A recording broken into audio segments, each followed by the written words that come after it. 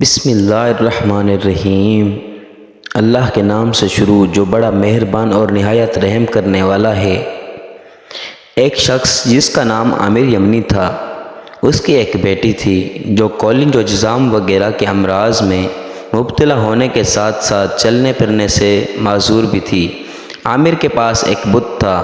وہ اپنی بیٹی کو اس کے سامنے بٹھاتا اور بت سے کہتا، اگر تو شفا دے سکتا ہے تو میری بیٹی کو شفا دے دے۔ سالوں تک وہ یوں ہی کہتا رہا مگر بت بنا رہتا۔ پتھر کا بت دے بھی کیا سکتا ہے۔ توفیق و عنایت کی ہوا چلی کہ ایک دن عامر اپنی بیوی سے کہنے لگا کہ ہم کب تک اس گونگے بہرے پتھر کو پوجتے رہیں گے جو نہ بولتا ہے اور نہ سنتا ہے۔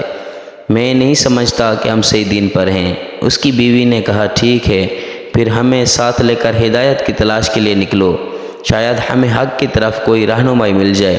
دونوں میاں بیوی اپنے مکان کی چھت پر بیٹھے یہی گفتگو کر رہے تھے کہ اچانک انہوں نے دیکھا کہ ایک نور ہے جو سارے آسمان پر پھیلا ہوا ہے اور اس کی روشنی سے ساری دنیا چمک اٹھی ہے۔ اللہ پاک نے ان کی آنکھوں سے ظلمت یعنی اندھیرے کے پردے ہٹا دیے تاکہ وہ خواب غفلت سے جاگ جائیں۔ وہ کیا دیکھتے ہیں، فرشتے صف باندھے ایک مکان کے گھیرے میں لیے ہوئے ہیں، پہاڑ سجدہ کر رہے ہیں، زمین ٹھہری ہوئی ہے اور درخت جھکے ہوئے ہیں، اور ایک کہنے والا کہہ رہا ہے کہ مبارک ہو، سچے اور آخری نبی صلی اللہ علیہ وآلہ وسلم پیدا ہو گئے ہیں، مبارک ہو، خاتم المرسلین تشریف لے آئے ہیں، جناب رحمت للعالمین تشریف لے آئے ہیں۔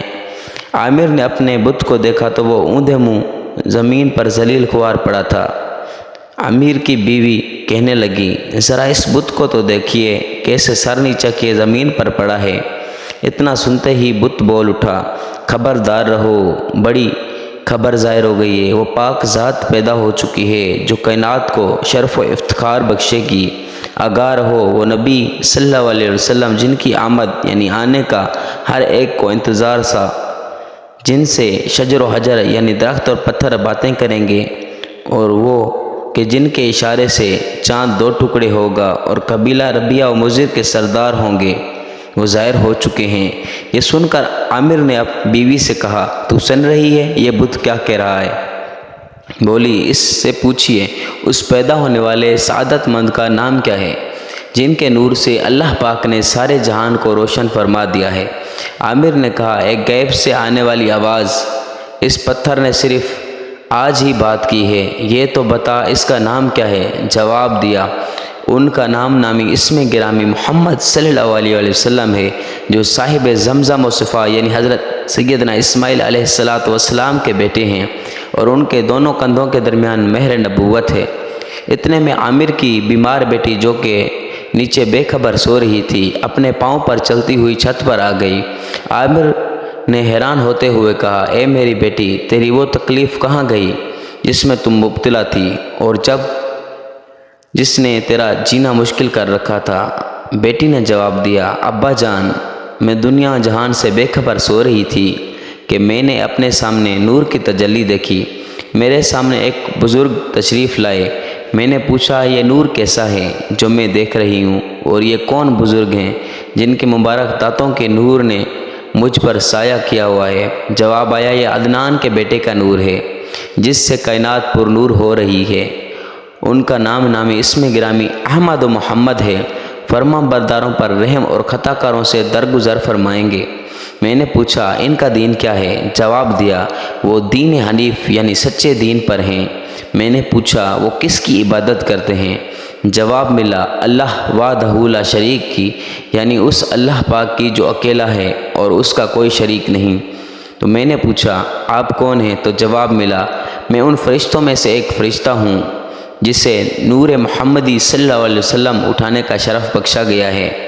میں نے عرض کی کہ آپ میری اس تکلیف کو نہیں دیکھتے؟ فرشتے نے کہا، ہاں، تم نبی احمد صلی اللہ علیہ وسلم کے وسیلے سے دعا کرو۔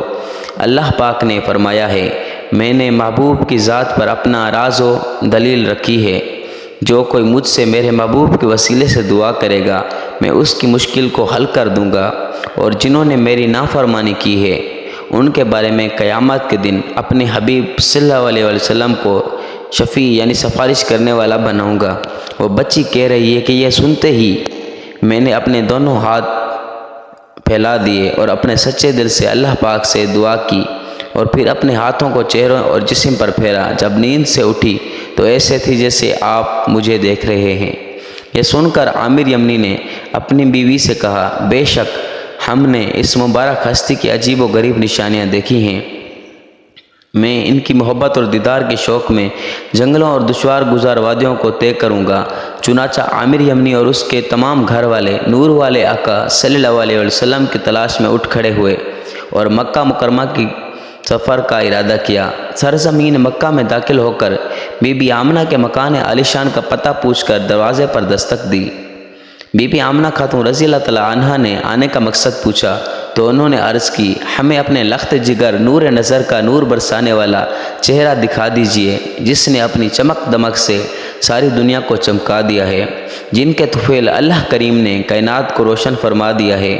حضرت بی بی آمنہ رضی اللہ تعالی عنہا نے فرمایا، میں ابھی اپنا نور نظر تمہیں نہیں دکھاؤں گی کیونکہ مجھے یہودیوں کا ڈر ہے، کہیں وہ ان کو نقصان نہ پہنچائیں، اور میں نہیں جانتی کہ تم لوگ کون ہو اور کہاں سے آئے ہو۔ عامر اور اس کے گھر والوں نے کہا، ہم نے تو اسی آخری نبی صلی اللہ علیہ وسلم کی محبت میں اپنے وطن اور اپنے دین کو چھوڑا ہے کہ اس نور والی سرکار صلی اللہ علیہ وسلم کے دیدار سے اپنی آنکھوں کو روشن کریں، جن کے دربار میں حاضر ہونے والا کبھی ناکام و نامراد نہیں لوٹے گا۔ یہ سن کر بی بی آمنہ رضی اللہ تعالی عنہا نے فرمایا، اچھا اگر میرے پیارے بیٹے کی دیدار کے بغیر تمہارا گزارا نہیں تو جلدی نہ کرو، کچھ دیر ٹھہرو۔ یہ فرما کر آپ اپنے مکان عرش نشان میں تشریف لے گئیں۔ تھوڑی ہی دیر میں ارشاد فرمایا، اندر آ جاؤ۔ اجازت ملتے ہی وہ اس مبارک کمرے میں داخل ہوئے جس میں وہ دو جہاں کے تاجدار صلی اللہ علیہ وآلہ وسلم آرام فرما تھے۔ وہاں کے انوار اور تجلیات میں ایسے گم ہوئے کہ دنیا اور دنیا میں جو کچھ ہے اس سے وہ بے خبر ہو گئے۔ بے ساختہ اللہ پاک کا ذکر کرنے لگے۔ جیسے ہی چہرہ پر انوار سے پردہ اٹھا تو دیدار کرتے ہی یکدم ان کی چینخیں نکل گئیں، اتنا روئے کہ ہچکچیاں بند گئیں۔ قریب تھا کہ ان کی روح ان کے جسم سے نکل جاتی، اور آگے بڑھے رسول پاک صلی اللہ علیہ وسلم کے ننھے ننھے مبارک ہاتھوں کو چوما۔ حضرت بی بی آمنہ رضی اللہ تعالی عنہا نے ارشاد فرمایا، اب جلدی سے چلے جائیے۔ آخر کار نہ چاہتے ہوئے عامر یمنی دل پر ہاتھ رکھتے ہوئے گھر سے باہر آئے۔ عامر یمنی کا حال ہی بدل چکا تھا، وہ اس نورانی چہرے کے دیدار کے عاشق زار بن چکے تھے۔ دیوانہ وار چیخ کر کہنے لگے، مجھے حضرت بی بی آمنہ رضی اللہ تعالی عنہا کے گھر واپس لے چلو اور دوبارہ التجا کرو کہ مجھے دیدار کرا دیں۔ بی بی آمنہ کے گھر واپس آئے، اور اب کی بار جو ہی عامر یمنی نے حضور پاک صلی اللہ علیہ وسلم کو دیکھا تو دیکھتے ہی لپکا اور قدموں میں گر گیا، اور پھر ایک زوردار چیخ ماری اور اسی کی روح اس ننھے منھے قدموں پر قربان ہو گئی۔ اگر یہ ویڈیو پسند آئی ہو تو اس ویڈیو کو لائک اور اس چینل کو سبسکرائب کریں تاکہ آپ کو آنے والی تمام ویڈیو کا نوٹیفیکیشن ملتا رہے۔ Thanks for watching.